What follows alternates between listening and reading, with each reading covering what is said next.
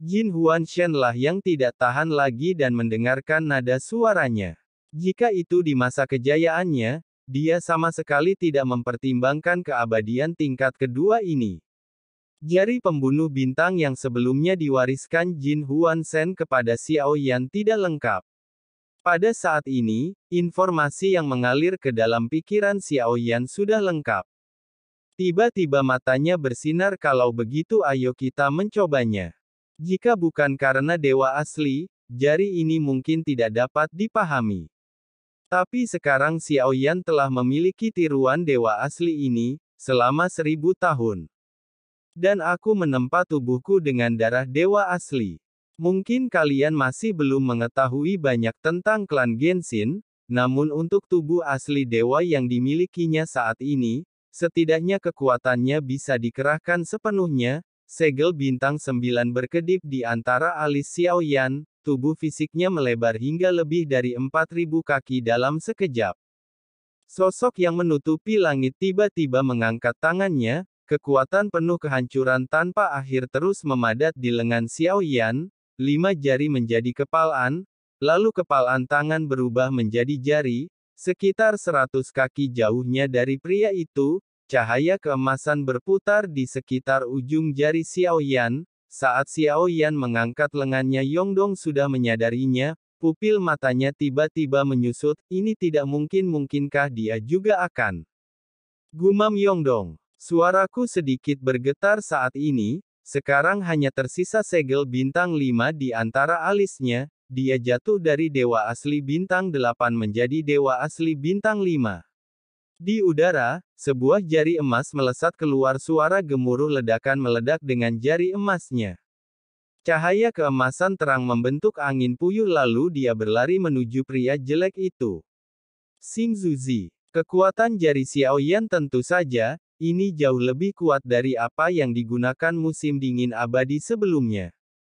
Sekalipun itu dilemparkan untuk pertama kalinya, tetapi karena kekuatan Xiao Yan telah meningkat saat ini, dan dia juga dewa asli bintang 9, kekuatan jari ini cukup untuk melenyapkan keabadian kaisar manapun. Kekuatan yang terkandung adalah energi dan kekuatan darah yang sangat melonjak, dari dewa asli bintang 9. Kekuatan jari ini cukup untuk membunuh seorang bintang. Menghancurkan sebuah bintang bukanlah masalah besar. Jika bukan karena dunia yang luas ini terbungkus oleh lapisan batasan, biarpun kekuatan jari ini tidak bisa menghancurkan tempat ini, hal ini masih dapat dilakukan dengan membiarkan batasnya kosong dan rusak. Pria jelek mendongak yang terpantul di mata adalah jari-jari emas yang meluncur ke bawah saat ini, sudut mulut pria itu perlahan terangkat. Tampaknya masih meremehkan dia mengangkat jarinya, dan tiba-tiba seluruh tubuhnya dipenuhi cahaya hitam segera. Sosok besar terbentuk di belakangnya, ukurannya sebanding dengan Xiao Yan, yang tingginya lebih dari 4000 kaki saat ini. Saya tidak memiliki tubuh fisik dewa asli. Hanya saja jiwa dewa yang asli, ada hal seperti itu. Lalu bayangan hitam besar di belakang pria itu juga berdiri, setelah jeda. Gunakan tinju untuk memutar jari sapu dengan satu jari. Ternyata, itu juga jari Zuking bintang. Ini hanya berbeda dari jari pembunuh bintang emas Xiao Yan yang bersinar, jari bayangan hitam dipenuhi energi hitam, namun sepertinya selain bentuknya, ada perbedaannya, tapi itu bisa terlihat dengan jelas, keduanya memiliki keterampilan bertarung yang sama. Saat Xiao Yan melihat ini, matanya tiba-tiba menyusut. Saya tidak menyangka bahwa seorang pria akan memiliki kemampuan seperti itu. Terlihat di udara dua jari raksasa dipenuhi cahaya keemasan dan energi hitam, mereka bertarung satu sama lain secara terpisah, ledakan. Keduanya bertabrakan sejenak, sepertinya seluruh dunia gemetar, bahkan menarik perhatian beberapa orang yang sedang lewat, atau bersiap pergi ke Istana Chen untuk singgah dan menonton.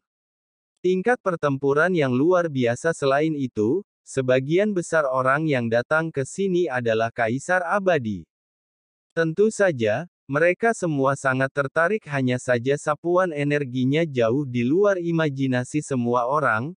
Meski ruang di mana mereka berdua berada belum sepenuhnya runtuh, namun seluruh tanah runtuh dalam sekejap. Energi kekerasan itu seperti kilat menyapu setiap inci ruang di sekitar Anda. Zonggu dan yang lainnya harus terus mundur. Hingga aku hanya bisa melihat pertarungan samar-samar di udara dari kejauhan. Dengan cara ini, kita tidak akan terpengaruh oleh pertempuran sengit tersebut. Mana mungkin dia, bukankah ini keterampilan bertarung inti klan Genshin Anda? Xiao Yan bertanya pada Jin Huanshen dengan marah.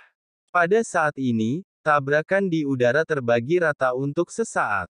Jiwa ini, mungkinkah dewa ilusi hitam, apakah dia juga jatuh? Suara gumaman dewa fantasi emas terdengar pelan tadi. Dunia yang luas telah hancur. Hal yang sama juga berlaku untuk klan Genshin. Mendengar gumaman Jin Huanshen, Xiao Yan mungkin mengerti. Bayangan hitam besar muncul di depan mataku. Dia pasti sekuat dewa fantasi emas selama hidupnya.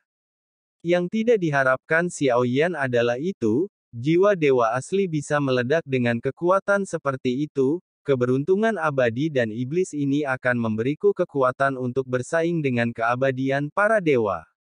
Jadi, apakah saya dianggap abadi saat ini? Jika itu penting, kamu seharusnya bisa menggunakan kekuatan aturan. Xiao Yan telah mengalami apa yang disebut kekuatan aturan. Tapi aku tidak begitu mengerti. Heart of Fire dan Heart of Thunder sendiri mengandung aturan, tapi Xiao Yan hanya bisa merasakan bahwa dia kuat, tapi saya tidak tahu di mana kekuatannya. Skill bertarung yang ditampilkan memang jauh lebih kuat, tapi sepertinya itu di depan pria di depanku tidak ada artinya. Selain itu, tidak ada kekuatan penghancur yang terbentuk. Dengan kehendak makhluk abadi dan iblis, Anda dapat membantu orang lain menjadi dewa abadi. Bisakah Anda membantu saya menerobos alam leluhur dewa asli? Pikiran Xiao Yan tiba-tiba keluar. Terobosan Ning Yao jelas bukan karena penguasa istana Chen. Semua yang ada di sini hanyalah ilusi atau nasib baik, tapi itu jelas tidak cukup untuk membiarkan keabadian Kaisar Langkah ke-9 menerobos keabadian dewa. Setelah berpikir dengan hati-hati, Xiao Yan sudah menyimpulkan hal itu. Terobosan Ning Yao harus dikaitkan dengan kehendak makhluk abadi dan iblis. Tentu saja bisa, tapi kamu harus menyetujui persyaratanku. Kondisi. Kondisi apa? Xiao Yan melanjutkan, seperti yang dia pikirkan. Ning Yao pasti telah mengorbankan sesuatu, hanya kehendak makhluk abadi dan iblis yang akan membantunya menerobos, bantu alam kuno keabadian dan iblis untuk memperbaiki rintangan dunia. Anda tidak diperbolehkan meninggalkan dunia kuno abadi dan iblis sampai pemulihan selesai, dan kita masih harus berjuang demi dunia kuno yang abadi dan iblis. Suara keinginan makhluk abadi dan iblis tiba-tiba terdengar. Sungguh kondisi yang sombong. Kamu tahu siapa aku? Dunia kuno yang penuh dengan makhluk abadi dan iblis saat ini, situasinya sebenarnya beberapa kali lebih buruk daripada situasi Sensi. Jika Anda membantu saya menerobos alam leluhur, dewa asli saya dapat membantu dunia kuno yang abadi dan iblis untuk memperbaiki rintangan dunia. Namun kebebasan saya untuk pergi tidak boleh dibatasi. Kamu bahkan tidak bisa membuat musuh untuk bertarung denganku. Xiao Yan ingin melihatnya. Apakah kemunculan pria di depanku ada hubungannya dengan keinginan makhluk abadi dan iblis? Dibandingkan dengan musim dingin yang abadi, kehendak makhluk abadi dan iblis kemungkinan besar terjadi. Orang ini adalah sebab dan akibatmu sendiri dan tidak ada hubungannya denganku. Dan pertukarannya harus setara. Kehendak iblis abadi jelas tidak mempercayai janji lisan Xiao Yan. Permintaan yang dibuat oleh Xiao Yan, kehendak dewa dan iblis tidak setuju.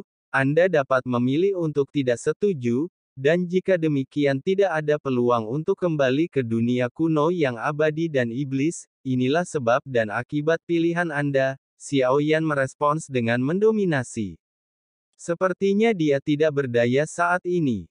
Faktanya, dunia kuno keabadian dan iblis mungkin tidak peduli dengan kematian Ning Yao.